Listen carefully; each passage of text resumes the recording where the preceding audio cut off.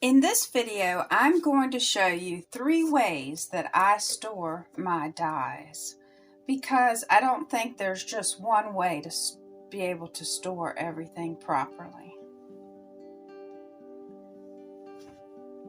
The first way I like to store my dies are in hidden storage because I have a small crafting space. So this saves me space. I use a notebook and I store my shape dies as well as my specialty dies in different binders. So I can just easily flip through and see what I want to use.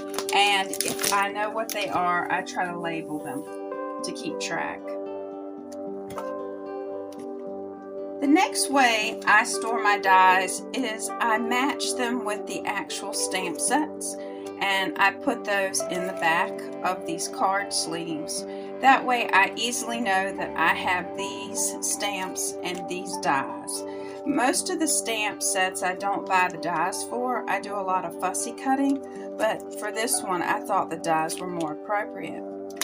For my Stampin' Up, I put the stamps in here, and then I just also put the sleeves down in here. And I'll link the envelopes below I use for these.